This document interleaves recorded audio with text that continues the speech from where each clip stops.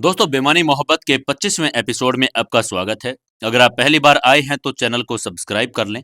आपको कहानी अच्छी लग रही है तो वीडियो को लाइक करें और कमेंट करके हमें जरूर बताएं। चलिए शुरू करते हैं कहानी। टीना ने आदित्य को अपने रूम से बाहर भेज दिया था। इधर आदित्य बार बार यही सोच रहा था कि वो जाकर टीना से बात करे या ना करे, लेकिन टीना अभी भी अपने कमरे में बैठी युवराज के बारे में ही सोच रही थी। वो सोच रही थी कि कैसे युवराज की जिंदगी में अपने आप को शामिल कर सके। और इधर सिंघानिया हाउस में काव्या शॉपिंग करने के बाद थकी हुई चाल के साथ सिंघानिया हाउस के अंदर आ गई थी। जैसे उसने दरवाजे के अंदर कदम रखा, उसके घर के स्टाफ सबरा को आवाज लगाई। सबरा, जो हमेशा काव्या के हर आदेश को जल्दी से पूरा करती थी, वो दौड़ते हुए उसके पास आई और मुस्कुराते हुए बोली, जी बीबी जी।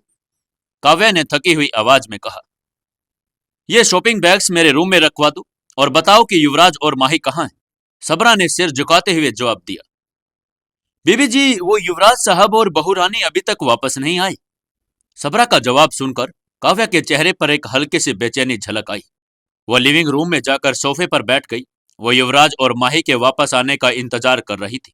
कमरे में एक अजीब सी खामोशी थी। घड़ी की टिक टिक और कभी कभार सबरा के बर्तनों की हल्की सी खनक सुनाई दे रही थी। तभी उसका फोन बजने लगा। उसने फोन की स्क्रीन पर नजर डाली। स्क्रीन पर उसके पति कुणाल गिल का नाम चमक रहा था। ये देखकर काव्या कुछ पल के लिए ठहर गई। उसकी उंगलियां फोन उठाने के लिए बढ़ी, लेकिन उसने खुद को रोका और वो सोचने लगी, कुणाल अब फिर से वही बातें करेंगे, फिर से मुझसे शेयर बेचने के लिए कहेंगे। क्या करूं मैं। कुछ देर वो फोन की स्क्रीन को देखती रही। आखिरकार उसने एक गहरी सांस ली और फोन उठा ही लिया। कुणाल ने गुस्से में कहा, हेलो काव्या, बताओ क्या सोचा है तुमने। काव्या ने उसकी आवाज में गुस्से को साफ महसूस किया और उसने अपनी आवाज को संयमित रखते हुए कहा, क्या सोचना था। कुणाल की आवाज और तेज हो गई, मैं तुम्हारे हिस्से के शेयरों के बारे में पूछ रहा हूं। कब कर रही हो युवराज से बात, बताओ। काव्या ने अपने भीतर की बेचैनी को दबाते हुए बेहद ही समझदारी से जवाब दिया, कुणाल, मैं कल आ तो रही हूं कनाडा, आकर तुमसे मिलकर बात करूंगी।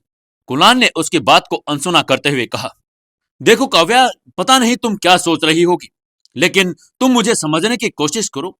हमारे बिजनेस को अभी भी पैसों की बहुत ज्यादा सख्त जरूरत है। अगर हमें अभी पैसा नहीं मिला तो हमारी कंपनी डूब जाएगी। और मैं कब कह रहा हूं कि हम हमेशा के लिए उन शेयरों को बेच देंगे। जब जैसे ही हमारी कंपनी ग्रो करेगी, हमारे पास पैसा आएगा, मैं अपने हाथों से दोबारा से उन शेयर को खरीद कर तुम्हारे पास लेकर आऊंगा। तुम समझने की कोशिश तो करो। कुणाल अपनी बात मनवाने के लिए अब धीरे धीरे गुस्से से पोलाइटनेस की तरफ बढ़ रहा था। उसने फिर से काव्या को कहा, काव्या, क्या तुम मुझसे बिल्कुल भी प्यार नहीं करती? और किसी पर विश्वास नहीं तो कम से कम हमारे प्यार पर तो विश्वास करो। क्या तुम्हें मुझ पर इतना भी भरोसा नहीं है कि मैं तुम्हारे शेयरों को नुकसान पहुंचाने की कोशिश कर रहा हूं? प्लीज मेरी बात को समझो और युवराज से अभी के अभी बात करो, और मैं तुम्हें यकीन दिलाता हूं कि मैं जल्द से जल्द उन शेयरों को वापस खरीद लूंगा। कुणाल की बात सुनकर काव्या ने कुणाल को शांत करते हुए कहा, हाँ कुणाल, मैं बात करती हूँ, और अभी तुम इतना परेशान मत हो, मैं आकर तुम्हें सब कुछ बताती हूँ। इतना कहने के बाद उसने झट से फोन रख दिया। उसने जानबूझकर कुणाल की प्रतिक्रिया का इंतजार नहीं किया। वो जानती थी कि फोन पर बहस करने से कोई भी हल नहीं निकलने वाला है। फोन रखने के बाद वो वापस सोफे पर जाकर बैठ गई। उसका मन अभी भी अशांत था। उसके दिमाग में तरह तरह के विचार उमड़ने लगे। उसने अपनी आंखें बंद की और कुछ देर के लिए शांत रहने की कोशिश की। उसने मन ही मन अपने आप से कहा, कुणाल को समझ क्यों नहीं आता, ये शेयर मेरे लिए सिर्फ पैसे का जरिया नहीं है, ये मेरे पापा की आखिरी निशानी है। मैं इन्हें इतनी आसानी से नहीं छोड़ सकती। लेकिन कुणाल को पैसों की कितनी जरूरत है, उसका बिजनेस डूब रहा है। अगर मैंने उसकी मदद नहीं की तो। काव्या का दिल और दिमाग दोनों उलझन में था। वो समझ नहीं पा रही थी कि अपने पिता की आखिरी निशानी को बचाए या अपने पति की मदद करे। एक तरफ उसका अतीत था जो उसे अपनी जड़ों से जोड़ता था, और दूसरी तरफ उसका वर्तमान जो उसे जिम्मेदारियां निभाने का इशारा कर रहा था। उसने खुद को शांत करने के लिए लिविंग रूम में इधर से उधर टहलना शुरू कर दिया। बाहर हल्की सी बारिश हो रही थी। खिड़की से बाहर आती बारिश की बूंदों की हल्की आवाज माहौल को और गंभीर बना रही थी। थोड़ी देर के बाद काव्या अपने कमरे में सोने के लिए चली गई। इधर युवराज और माही अपने गाड़ी से घर लौट आई थे। दिन भर की भागदौड़ और थकान चेहरे पर साफ झलक रही थी। घर पहुंचकर दोनों ने जल्दी से अपने कमरे का रुख किया। माही ने दरवाजा बंद किया और कहा, युवराज आज बहुत थक गई हूं, जल्दी सो जाते हैं, चलो सुबह जल्दी उठना भी है। युवराज ने मुस्कुराते हुए उसकी तरफ देखा और चुटकी ली। तो मतलब आज तुम मुझे तुम्हारे साथ वक्त बिताने का मौका नहीं दोगी? माही ने हल्के से धक्का देते हुए कहा, ज्यादा बातें मत बनाया करो, कपड़े चेंज करो और सो जाओ, सुबह दीदी की फ्लाइट है। युवराज और माही बिस्तर पर लेट गए। जैसे ही माही ने करवट ली, युवराज उसके करीब सरक गया। उसने उसके चेहरे पर गिरे बालों को हटाते हुए कहा, तुम थकी हुई भी कितने खूबसूरत लगती हो। माही ने मुस्कुराते हुए उसे सोने के लिए कहा, लेकिन युवराज का मन उसकी बात मानने का नहीं था। उसने प्यार भरे अंदाज में कहा, रात अभी बाकी है माही, ये पल हमारा ही है। माही ने हल्के से उसे रोकने की कोशिश की, लेकिन युवराज ने उसकी कलाई पकड़कर उसे अपनी बाहों में भर लिया। उसने माही की आंखों में झांकते हुए कहा, तुम्हारी ये आंखें और मुस्कान मुझे दीवाना बना देती है। तुम्हारे बिना रहना नामुमकिन है माही। माही ने शर्माते हुए से टोकने की कोशिश की, पर युवराज ने उसके माथे पर हल्का सा किस कर दिया और कहा, तुम्हें प्यार करना मेरी सबसे बड़ी जिंदगी की खुशी है। अंत में माही मुस्कुराई और कहा, क्या युवराज तुम भी पागल हो, चलो सो जाओ, सुबह दीदी की फ्लाइट है और आपको पता है कि अगर देरी हो गई तो उनको बहुत बुरा लग जाएगा। दोनों एक दूसरे की बाहों में थे और उन्हें कब नींद आ गई उन्हें पता भी नहीं चला। तभी उधर अंजलि डिनर से तमतमाते हुए अपने घर पहुंची और घर पहुंचते ही सीधे कमरे में चली गई। कमरे में घुसते ही उसने दरवाजा झट से बंद किया और अपने सोफे पर बैठ गई। उसका मन बेचैन था और उसकी आंखों में एक अलग सी तरह की चमक दिख रही थी। वो बार बार युवराज और माही के बारे में सोच रही थी, खासकर माही के चेहरे की वो शांति और आत्मविश्वास जिसने अंजलि को भीतर तक जला दिया था। अंजलि ने अपने आप को शीशे में देखा और गहरी सांस लेते हुए कहा, युवराज सिर्फ मेरा है और मेरा ही रहेगा।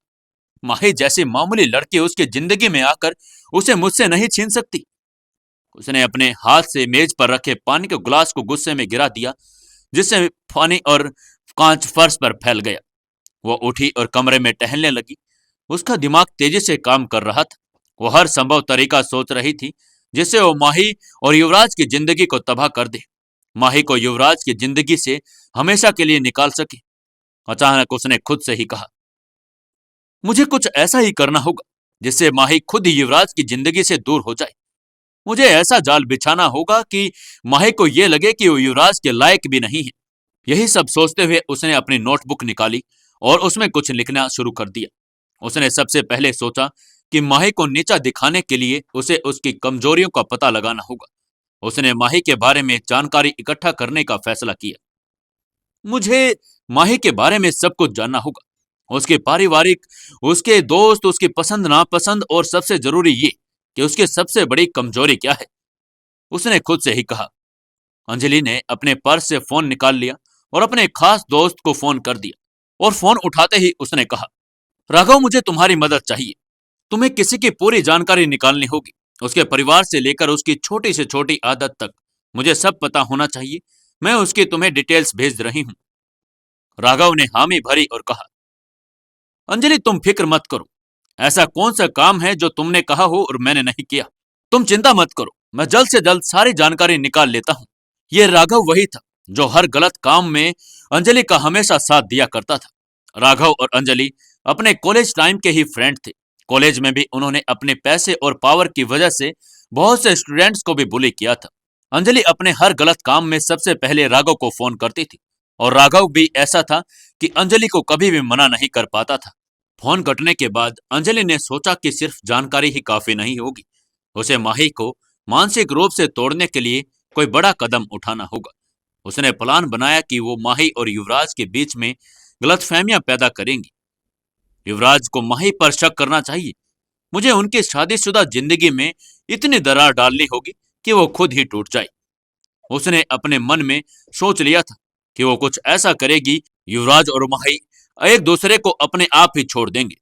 अंजलि ने तय किया कि वो युवराज के सामने माही की छवि खराब करने के लिए सब कुछ वो करेगी जो उसे करना चाहिए। मैं ऐसा करूंगी कि युवराज को लगे कि माही उसके वफादार नहीं। यही सोचते सोचते वो साथ साथ में अपनी नोटबुक में हर चीज वो डिटेल्स के साथ नोट कर रही थी। जो उसे कामयाब होने में मदद करने वाली थी। दोस्तों, क्या लगता है आपको, क्या अंजलि अपने प्लान में कामयाब हो पाएगी? क्या युवराज और माही को अलग कर पाएगी? और उधर टीना क्या अलग प्लानिंग कर रही है? क्या ये टीना और अंजलि दोनों मिलकर माही और युवराज को अलग कर पाएंगे या नहीं? जानने के लिए जुड़े रहिए हमारी इस कहानी के साथ। दोस्तों, हमारी इस कहानी को दुनिया में हर किसी इंसान तक पहुंचाने में हमारी मदद जरूर कीजिएगा। इस कहानी को अपने व्हाट्सएप ग्रुप्स और व्हाट्सएप स्टेटस पर जरूर शेयर कीजिएगा। दोस्तों, हमें आपके सपोर्ट की और मदद की सबसे ज्यादा जरूरत है, तो आप हमारी कहानी को एक शेयर करके हमें सपोर्ट कीजिए। और जिन्होंने अभी तक चैनल को सब्सक्राइब नहीं किया है, वो अभी के अभी सब्सक्राइब करें, ओनली ऑन सुकून एफएम।